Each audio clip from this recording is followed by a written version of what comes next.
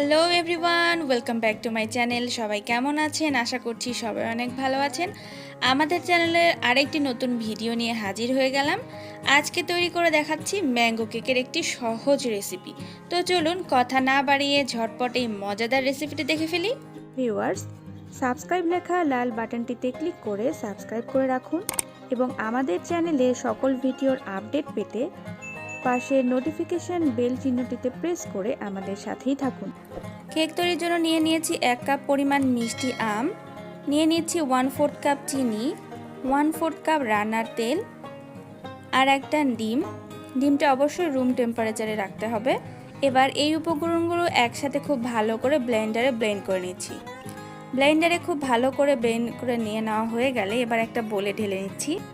এবার একটা ছাঁকনি নিয়ে তাতে নিয়ে নিচ্ছি 1/2 কাপ পরিমাণ আটা আর 1/2 চামচ পরিমাণ বেকিং পাউডার দিয়ে অল্প অল্প করে আটাগুলো নিতে হবে আর একটা স্প্যাচুলা দিয়ে খুব ভালো করে মিশিয়ে নিতে হবে। এভাবে কেকের ব্যাটারটা রেডি করে নেব। বাকি যে আটাগুলো রয়েছে সেগুলো কেকের ব্যাটারের মধ্যে দিয়ে খুব ভালো করে মিক্সড করে নিচ্ছি আর সবার শেষে অ্যাড করলাম 2 টেবিল চামচের মতো জল দিয়ে খুব ভালো করে মিক্সড করে নিচ্ছি। জলের পরিবর্তে আপনারা দুধও ব্যবহার করতে পারেন। এবার কেকের মল্ডটা রেডি করে নেব। কেকের মল্ডে খানিকটা বাটার ব্রাশ করে নিয়ে তার উপরে 5 পেন পেপার দিয়ে দিচ্ছি, দিয়ে ভালো করে ব্রাশ করে নিচ্ছি। এবার ম্যাঙ্গো কেকের ব্যাটারটা খুব ভালো মতো মল্ডের মধ্যে ঢেলে নিচ্ছি।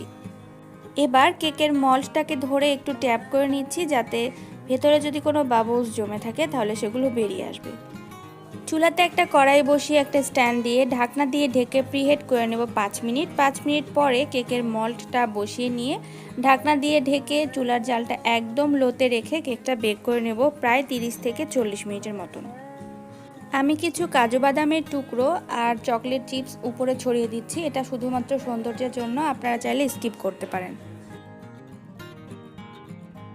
প্রায় 30 মিনিট পর কেকটা একদম বেক হয়ে গেছে আর দেখুন ভিউয়ার্স, দেখতে একটা সুন্দর কালার এসছে।